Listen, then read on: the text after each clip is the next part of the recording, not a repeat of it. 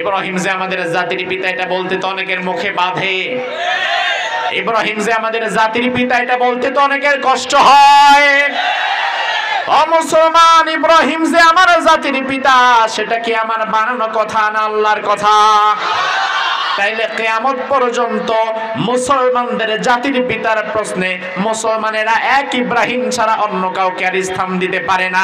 যদি দিয়ে দেয় তাইলে বুঝতে হবে সে মুসলমান নয়। আমার আল্লাহ কোরআনের মধ্যে বলেছেন, বান্দা মিল্লাতা আবিকুম ইব্রাহিম ওয়া সাম্মাকুমুল মুসলিমিন। ও দুনিয়ার মুসলমানেরা, নিজেদেরকে যদি মুসলমান দাবি করতে চাও তাইলে তোমার জাতির পিতা হবে একজন, তার নাম কি? ইব্রাহিম আমার কেমন জাতির পিতা? ইব্রাহিম আমার এমন জাতির পিতা যেই পিতার সাথে আমার সম্পর্ক আমার রক্ত সম্পর্কীয় বাবার চাইতেও বেশি গভীর। কথা কি বোঝেন? আমার আপন বাবা, আমার রক্ত সম্পর্কের বাবা, তার সাথে আমার সম্পর্ক যতটা গভীর, ইব্রাহিমের সাথে আমার সম্পর্ক তার চেয়ে বেশি গভীর। তার কারণ আমার ভাইরা লক্ষ্য করেন,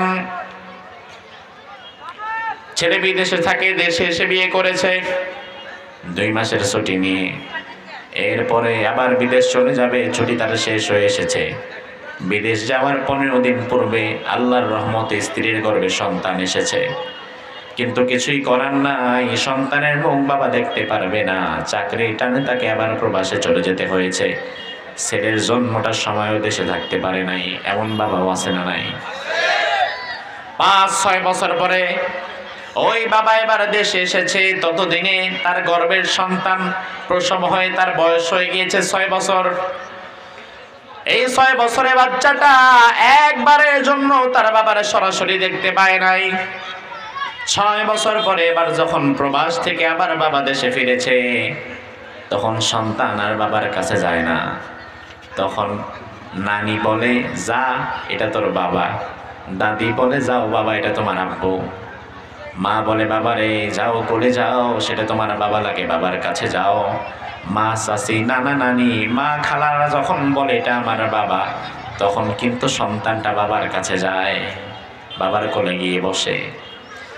তাইলে আমার ভাইরা জবাব দেন, আসলে যে এটা আমার বাবা, এই সাক্ষ্যটা দিয়েছে আমার চাচি, নানি, দাদি, মা, কিন্তু ইব্রাহিম যে আমার বাবা, এই সাক্ষ্যটা আমার মা, চাচি, নানি দেয় না, এই সাক্ষ্যটা দিয়েছে একজন, তিনি কে?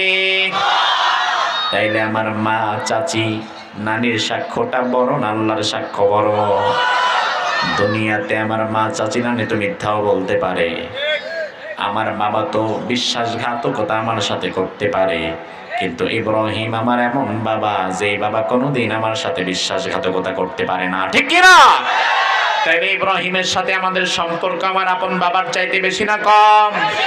তাইলে তোমরা যারা মুসলমান দাবি করো, মুসলমান দাবি করে তোমরা যারা জাতির পিতার প্রশ্নে বিগত 16 বছর ইব্রাহিমকে বসাতে পারো নাই, বরং অন্যের বাবারে ধার কইরা জাতির পিতা বলেছো, বুঝতে হবে মুসলমানের খাতা থেকে তোমার নাম নিজেই কেটে দিয়েছো।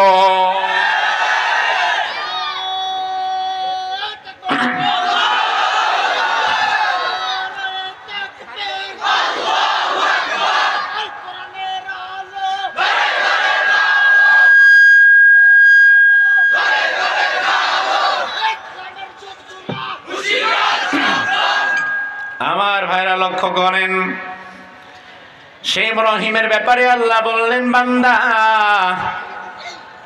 ইব্রাহিমকে একদিন ভরা মজলিসে নমরুদ সভাসদবর্গদের সামনে ইব্রাহিমকে ডেকে আনলেন।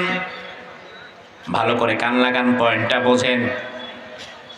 কোনোদিন যদি কোনো শাসকবর্গ থেকে দাওয়াত দেওয়া হয়, আর রাষ্ট্র পরিচালনার দায়িত্বে যারা আছে তাদের পক্ষ থেকে যদি কোনো আলেমদের দাওয়াত দেওয়া হয়, তখন আমরা দেখি কিছু কিছু আলেম ব্যক্তিত্বকে বজায় রাখে, অটুট রাখে, আর কিছু কিছু আলেম হয়ে যায় পাঁচাটা কুকুর। শাসক যদি জালেম স্বৈরাচার হয়, ওই স্বৈরাচারের কাছে গিয়া স্বৈরাচারের ভাষায় কথা বলা শুরু করে। এটা ঠিক না, এটা ইনসাফ নয়। ইব্রাহিমকে ডেকেছে নমরুদ। ইব্রাহিম দেখলো আমার চারপাশে হাজার হাজার নমরুদের সৈন্য, মাঝে আমি ইব্রাহিম একা। কারণ আল্লাহ বলেছেন কানা উম্মাতান ওয়াহিদা, ইব্রাহিম একা, কিন্তু শুধু একা না, ইব্রাহিম একাই একটা জাতির মতো ছিল, শক্তিশালী। আল্লাহু আকবার। ইব্রাহিমকে এবার সবার মাঝে দাঁড়ায় নমরুদ জিজ্ঞেস করে, ইব্রাহিম তোমার রবের নাম কি? ইব্রাহিম কিন্তু ভয় পেয়ে যেতে পারতেন, তিনি কিন্তু থতমত করে বলতে পারতেন যে যাক এই সব কথা বাদ দেই। আমার ভাইরা দেখেন, ইব্রাহিম আলাইহিস সালাম নমরুদের সামনে একাকী মজবুত ভাবে শক্ত ভাবে বললেন, আমার রব একজন, আমার রবের নাম হচ্ছে আল্লাহ। রবের নাম কি? এখান থেকে আপনি কি শিখতে পেলেন? সব চাইতে বড় শিক্ষণীয় বিষয় হচ্ছে বাহিরে ফডর ফাডর করে লাভ নাই। হক কথা যদি সুযোগ পাওয়া যায়, তাইলে স্বৈরাচারের সামনে হক কথা বলাটা সর্বোত্তম জিহাদ। এটা রাসূলের হাদিস, আফদলুল জিহাদ কালিমাতু হাক্কিন ইনদা সুলতানিন জাইরিন। আল্লাহর হাবিব বলেছেন সবচাইতে উত্তম জিহাদ হচ্ছে ওই জিহাদ যেই জিহাদ করা হয় জালিম স্বৈরাচারের সামনে হক কথা বলা। এজন্য আমরা বিগত দিনে দেখেছি জালিম স্বৈরাচারের সামনে হক কথা বলে এমন কিছু আলেম তৈরি হয়েছিল, আবার জালিম স্বৈরাচারকে জান্নাতের সার্টিফিকেট দিয়ে দেয় এমন কিছু পাঁচাটা দালাল তৈরি হয়েছিল। ইব্রাহিম আলাইহিস সালামকে বলা হলো তোমার রবকে, তিনি বললেন আল্লাহ। এবার ইব্রাহিম আলাইহিস সালাম আবার আল্লাহ বললেন আন আতাহুল্লাহুল মুলক। আসলে ওই জালিম স্বৈরাচার তাফসীরে তার নাম এসেছে নমরুদ। আল্লাহ বললেন ওই নমরুদকে তো রাজত্ব সিংহাসনটা আমি দিয়েছিলাম। তার মানে সিংহাসন যিনি দেন, রাজত্ব যিনি দেন, তিনি কে? এই জায়গাটায় বাংলাদেশের মানুষ খুব দ্বিধাদ্বন্দ্বে পড়ে যায়।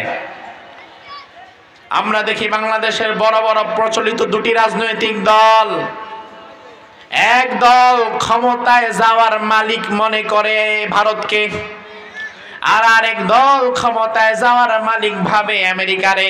এই জন্য এক দল করে ভারতের দালালি, আর এক দল করে আমেরিকার দালালি। পূর্বে যারা ছিল তারা ছিল ভারতপন্থী, আবার যারা আসার জন্য আটঘাট পানতেছে তারা এখন আমেরিকাপন্থী হয়ে যায়। আমার ভাইরা, এই মুহূর্তে বাংলাদেশকে নিয়ে সব চাইতে বেশি ষড়যন্ত্র যারা করছে, মিডিয়ার মাধ্যমে মিথ্যা প্রপাগান্ডা ছড়াচ্ছে, আমি জানি না, আপনাদের থেকে জানতে চাই কোন দেশ? নাকি আপনারা জানেন না কোন দেশ? বলতে কি ভয় লাগে? কিন্তু ভারত যে আমাদের বিরুদ্ধে ষড়যন্ত্র করছে, ভারতের বিরুদ্ধে যে প্রতিবাদ করা দরকার, ভারতে বাংলাদেশি এম্বাসিতে আঘাত করা হয়েছে।